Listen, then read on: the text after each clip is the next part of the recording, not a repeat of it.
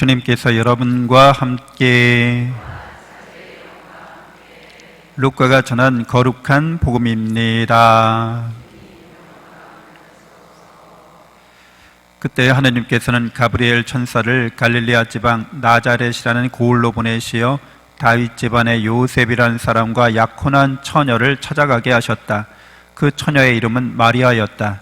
천사가 마리아의 집으로 들어가 말하였다. 은총이 가득한 이여 기뻐하여라. 주님께서 너와 함께 계시다. 이 말에 마리아는 몹시 놀랐다. 그리고 이 인사말이 무슨 뜻인가 하고 곰곰이 생각하였다. 천사가 다시 마리아에게 말하였다. 두려워하지 마라. 마리아야, 너는 하느님의 총애를 받았다. 보라, 이제 네가 잉태하여 아들을 낳을 터이니 그 이름을 예수라 하여라. 그분께서는 큰 인물이 되시고 지극히 높으신 분의 아드님이라 불리실 것이다. 주 하느님께서 그분의 조상 다윗의 왕자를 그분께 주시어 그분께서 야곱 집안을 영원히 다스리시리니 그분의 나라는 끝이 없을 것이다. 마리아가 천사에게 저는 남자를 알지 못하는데 어떻게 그런 일이 있을 수 있겠습니까? 하고 말하자 천사가 마리아에게 대답하였다. 성령께서 너에게 내려오시고 지극히 높으신 분의 힘이 너를 덮을 것이다. 그러므로 태어날 아기는 거룩하신 분 하느님의 아드님이라고 불릴 것이다. 네 친척 엘리사벳을 보아라. 그 늙은 나이에도 아들을 잉태하였다. 아이를 못 낳는 여자라고 불리던 그가 임신한 지 6달이 되었다. 하느님께는 불가능한 일이 없다. 마리아가 말하였다. 보십시오, 저는 주님의 종입니다. 말씀하신 대로 저에게 이루어지기를 바랍니다. 그러자 천사는 마리아에게서 떠나갔다. 주님의 말씀입니다.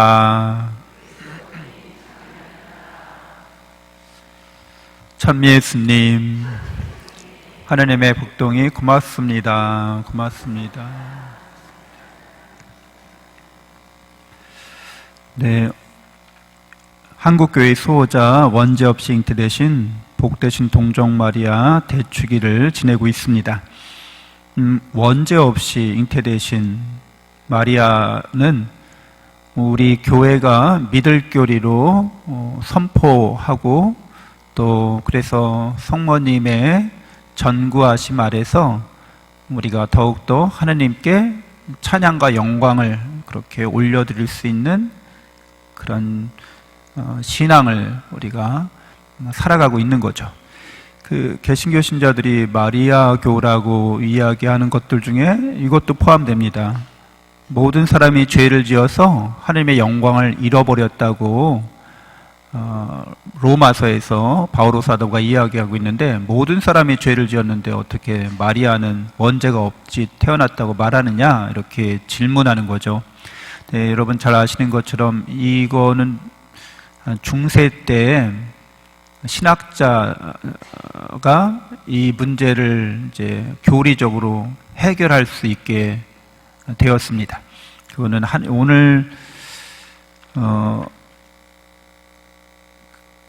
제2독서에서도 언뜻 보여지긴 하는데, 하느님께서는 시간의 제한을 받지 않으시는 영원하신 분이니까 예수 그리스도의 십자가상의 피 흘림으로 우리가 원죄로부터 해방되고 구원받는 그 은총을 미리 앞당겨서 마리아에게 베푸셨기 때문에 마리아는 원죄 없이 잉태되실 수 있었고, 죄의 물들미 없는 마리아를 통하여 죄 없으신 하느님의 아드님께서 우리에게 오셨다라고 이렇게 설명하게 된 거죠.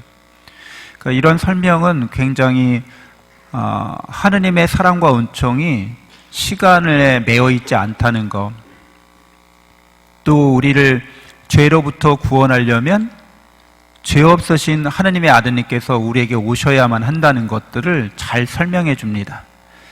그래서 우리는 원죄에 대해서 이렇게 얘기할 때 오늘 원죄로 어떤 영향이 미쳐지는가를 일독서에서 보여주잖아요. 하느님께서 동산을 거니시는 소리를 듣고 숨어요. 그게 원죄의 영향입니다. 그러니까 하느님을 원죄 이전에는 하느님하고 같이 산책을 하는 거잖아요. 이렇게 동산을 산책하고 있어요. 근데 원죄 이후에는 숨어버린 거죠. 왜 숨었냐면 그 선악과 자체가 뭐 어떤 나무냐 이런 의미보다도 하느님을 사랑하느냐, 하느님이 아닌 걸 더 사랑하느냐를 가르는 그게 어떤 기준이 되는 거죠. 어떤 시금석이 되는 거죠. 그러니까 너희가 나를 사랑한다면 내 말을 지키라는 거예요. 당연하겠죠. 근데 너희가 나를 사랑하지 않고 다른 걸 더 사랑한다면 이 선악과를 먹는 것과 같다는 거죠. 그런 것들이. 그래서 하느님이 아니라 다른 걸 사랑하기로 선택한 사람이 하느님이 나타나니까 숨는 거예요. 이렇게. 그래서 여러분, 우리도 하느님께 가까이 나오는 게 불편해. 세상 일이 더 우리가 좋아. 그런 말은 세상 일을 더 사랑하고 있다는 거죠. 그래서 하느님이 불편하니까 숨는 거죠. 성당에 잘 안 나오려고 하는 거예요. 왜냐하면 세상 일이 더 중요하고 세상 일이 더 나에게 좋고 또 세상 일을 내가 사랑하기 때문에 하느님을 거부하고 하느님을 피하고 하느님에게서 점점 멀어지는 걸 이렇게 그런 삶을 선택하는 거죠. 그게 원죄의 영향인 거예요. 근데 마리아는 이런 죄 물듦이 없으셨다는 거죠. 그래서 아담과 하와가 원죄를 짓기 그 상태 이전에 은총의 상태에 있었다는 거예요. 그래서 하느님과 함께 머물고 거하는 게 그냥 너무 자연스럽고 행복한 거죠. 그래서 이렇게 천사의 아뢰미나 이런 하느님의 말씀을 잘 듣는 거예요. 피하지 않고 이렇게 은총을 받아들이는 것이 자연스러운 거죠. 그래서 이렇게 마리아가 오늘 제2독서에서도 바오로 사도가 우리에게 말씀해주고 있는데, 세상 창조 이전에 그리스도 안에서 우리를 선택하시어 우리가 당신 앞에서 거룩하고 흠없는 사람이 되게 해주셨습니다.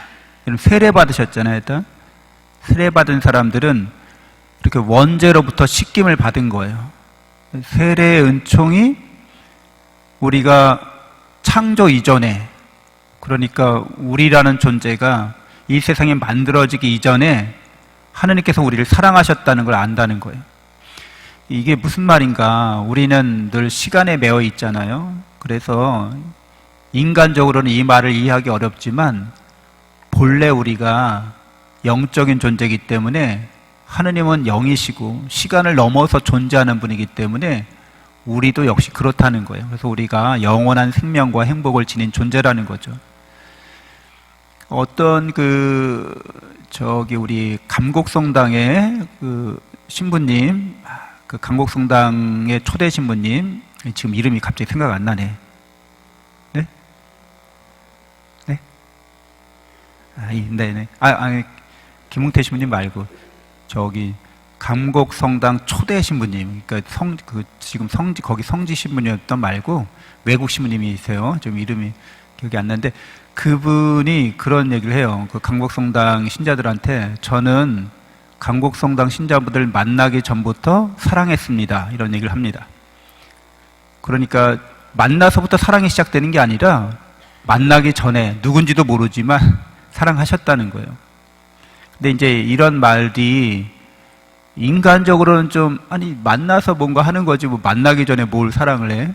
하느님은 여러분이 태어나기 이전에 여러분을 사랑하고 있었어요. 그러니까 하느님의 사랑을 받는다는 거는 영원한 사랑인 거예요. 영원한 생명과 행복을 주는 사랑인 거예요. 그래서 이것이 우리로 하여금 원죄 이전의 상태에서는 그런 것들을 그냥 자연스럽게 아는 거예요. 근데 원죄를 짓고 나서는 이런 것들을 눈 가리고 아웅하는 식으로 나는 모르네, 나는 내 눈으로 안 봤네, 내 귀로 안 들었네, 우리의 영혼에 새겨져 있는데도 우리가 그런 것들을 자꾸 모른다고 이렇게 피하는 거죠. 숨는 거죠. 그래서 우리 그리스도인들이 하느님의 세례의 성사를 받아서 이걸 일깨워주는 거예요. 네가 영원한 사랑받는 존재라는 거를.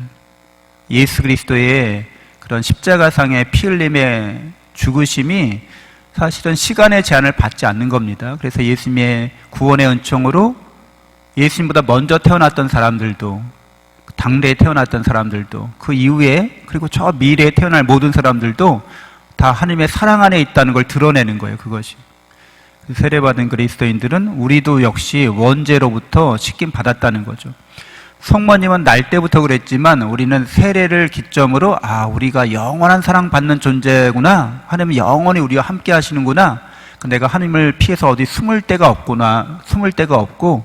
내가 하나님을 사랑하는 거, 세상을 사랑하는 것이 아니라 하나님을 사랑하는 게 진정 나의 삶이구나, 이런 거를 받아들인 사람인 거죠. 다 세례받은 사람들은. 그래서 여러분들은 무슨 일을 하든지 다 사랑 안에서 하시면 돼요. 하나님의 영원한 사랑이 나에게 충만하기 때문에 그 작고 사소한 일들도 그 사랑의 마음으로 하면 그게 늘 하나님의 은총이 우리 삶에서 크나 작으나 계속 열매를 맺어가는 거죠. 그리고 그 열매가 우리로 하여금 내가 점점 더 성숙한 사람이 되네, 내가 점점 더 예수님을 닮아가는 사람이 되네, 이렇게 말할 수 있습니다.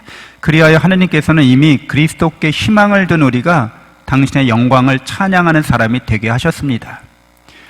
우리가 희망을 둔다는 거죠. 계속 여러분은 좋아지신다는 거예요. 예수 그리스도를 믿는 사람은 점점 더 좋아진다는 거예요. 그래서 하나님의 영광을 찬양하는 사람이 되는 거죠. 인간을 찬양하거나 인간에게 영광을 돌리는 게 아니라 우리를 계속해서 당신께로 이끄시는 하나님께만 찬양과 영광을 돌려드립니다.